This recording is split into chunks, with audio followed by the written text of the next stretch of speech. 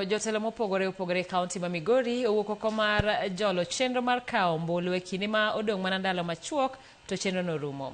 Mokuom jotelo gi ma oting'o jaod bura ma Awendo ochiwo mich ne jogo ma owuok oko mar kawo ombulu e sub county ma Awendo. E kinde modong' mana ndalo machuok to chenro mar kawo ombulu rumo, lipode yango ni kwan ji mathoth mane igeto e chenro mar kawo ombulu e kaunti ma Migori koro pok owuok oko mar kawo ombulu. Sub county ma Awendo kuom ranyisi mana manyaro matamalo 53 mag oganda mane igeto mondo koro kawo ombulu e sub county no ema osekawo ombulu kende, ka sub county ma Uriri mana maro matamalo 42 mag oganda ma igeto ema osekawo ombulu. Kwa na target ya 6,386. So far tumemanage kuregister watu 4,000 na tunatarajia hizi siku ambazo zimebaki ni siku 4 tuweze kufikia target yetu ya 6,386. Kata kamano sub county kaka mano Marongo to koro report yango ni koro osego okang' maduong' e chenro no mar kawo ombulu. Target was 6,750, but we have managed to surpass that target. Right now we are actually doing it thousands, and maybe by next week at the end of the exercise we may be approaching around 9,000. Nyaka sani mokuom jotend siasa kod mago mag siasa e kaunti ma Migori osewuok oko mar konyo jolo chenro mar kawo ombulu e kindeni ma odong' ndalo machuok to chenro ni rumo.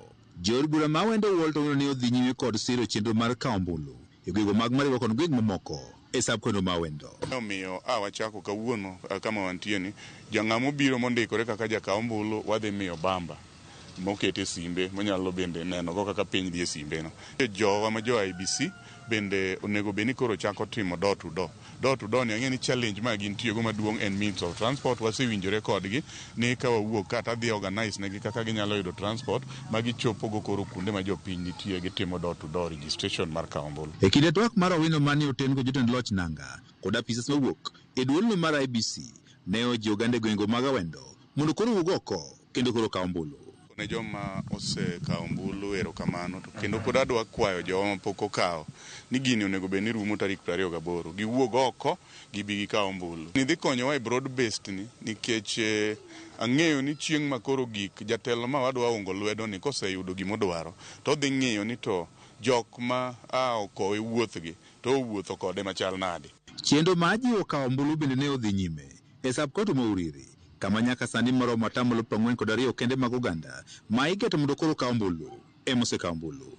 Apisa maduong' e migawono mar kaunti ma Migori Jojo Chola, apisas duolo mag IBC kod jotend loch nanga ne odhi nyime kod jiwo oganda mondo koro kawo ombulu. Wajumbe magwa kod machalo MCS, MP and others ji pok okawo this initiative mok wang'eyo gin gi sit back. Wayudo report kan ni moko kuom ikopenji to wacho mane gin gidhi laro ombulu mantie, which is very unfortunate.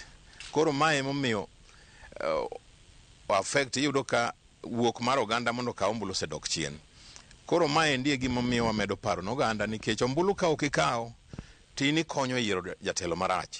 Ka ok ikawe to kiny tiywagori ni telo rach to ito onge gimitime. Deko mag opande gin moko midhieche ma osetudi kod kwan mapiny mag oganda ma osewuok oko mar kawo ombulu e gwenge mathoth e kaunti ma Migori. The registration officer one time briefed me about the challenges regarding the materials which are used for making IDs, but I think the issue was sorted and now the process is moving on very smoothly. Osetemo ma kitambulisho duto manyocha nitie kuonde mag chief kata kama wantie kawuono ni osekel vitambulisho go jopiny mano apply for mano oro kwayo mar kawo IDs gi mapok nyokawo IDs odhi ka chiefs mondo kawo IDs mondo dhi register go kaka jokawo ombulu mondo wachopie kata 70% ka ok 100%. George Juma, Ramogi TV, Migori.